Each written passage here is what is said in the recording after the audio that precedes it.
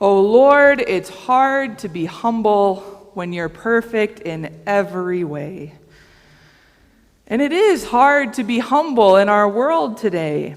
We're often sent mixed messages about what humility is from a very young age. We need to be kind and respectful, but not so kind and respectful that we get taken advantage of. We're told that in order to be successful, we should work hard and find someone to look up to, but it seems that most who we deem successful have done so by trampling others and proclaiming themselves as worthy of honor, praise, and the spotlight. And so it's hard to be humble, especially when we get mixed messages about what true humility is. But today, Jesus makes it very clear that humility is about knowing our place at the table and being aware of why we invite others to the table. And to an extent, Jesus' definition makes it extremely difficult to be humble because by his definition, we can't even brag about how humble we are under his watchful eye. At Thanksgiving growing up, I hated sitting at the kids' table because I was always the oldest at the kids' table. And to make matters worse, sometimes the really little kids got to sit at the grown-up table next to their parents so that they could be helped. But I was stuck with the little kids around a folding table with the plastic tablecloth and the mismatched chairs and a much, much smaller bowl of mashed potatoes. And as far as I could see it, I deserved to sit at the grown-up table, especially when I reached middle school and high school and was still sitting with the little kids. I could carry on a conversation. I had a job. I was mature. Sitting at the kids' table was simply beneath me. How often do we continue to think this way in our daily lives? I deserved that promotion. I should be in charge. I'm more qualified. I would have made that shot. I am much smarter than them. I deserve the higher seat at the table. Though our lives are much less formal today than in Jesus' day, we understand this idea of wanting the place of honor, because a place of honor does good things for our reputations. When Jesus was still leaving footprints in Galilee, you could tell how important someone was based on how close they got to sit to the host at the party. Some at the lower spots were even served different food so that they could be reminded that they were not the guests of honor. And while most of our meals don't function this way, our society does in many ways. Those at the head of the table seem to get paid more, have fancier cars, seem to have happier families, and the list goes on and on and on about how those at the head of the table have more than the rest. And so when it comes time for our holiday parties or children's weddings, or to invite coworkers or acquaintances over for dinner, so often we want to invite those at the top. Because just maybe, if we can slip in close enough to them, they'll repay us. They will invite us in return. I don't recall any time in my life when this understanding of needing to get close to the influential in order to be influential was more true than in the middle school cafeteria. The only thing more crushing than walking up to a table of friends and there not being a seat available was when there was a seat open, but when it was being saved for someone else. Someone who certainly didn't deserve the higher seat, but had been deemed more worthy than myself.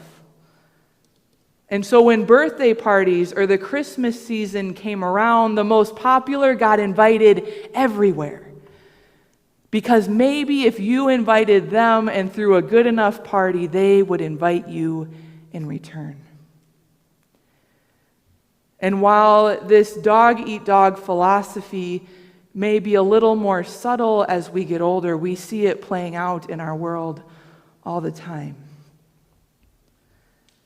As much as we may want to be humble, our sinfulness gives us this desire to be at the top, to sit next to the host, to be invited to the popular table, to get the promotion, to have the most successful children or grandchildren, to bring in the biggest yield.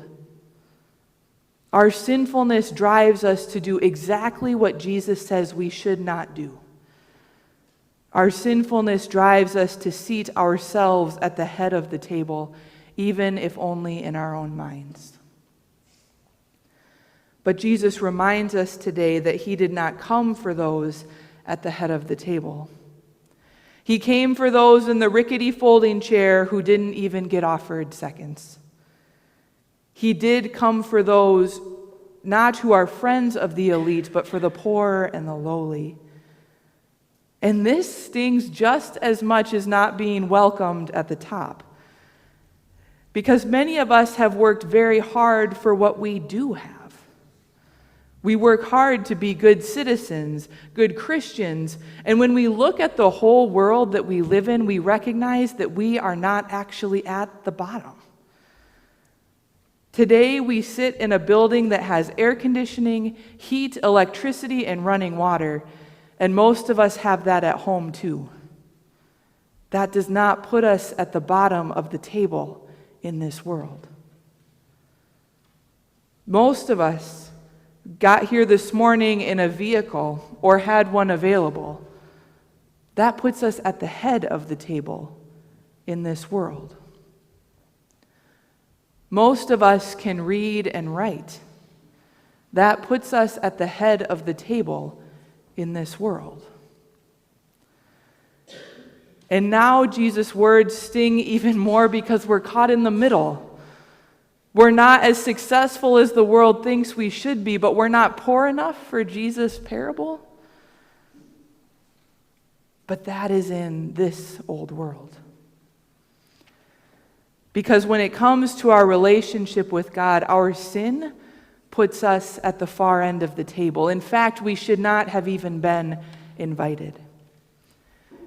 You don't need to worry about not being poor enough or enough of an outcast to sit at Jesus' table because you are, and he's invited you anyway. Our sin has put us in the last chair that probably isn't even weight-bearing, but that was pulled out of the back closet.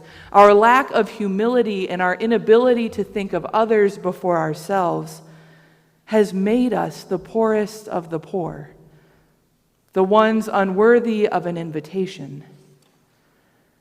And our human nature, that same sinfulness, has made it so that we can never repay God for inviting us to his banquet, where he serves up heaping plates of forgiveness and love and mercy, but he has invited you anyway.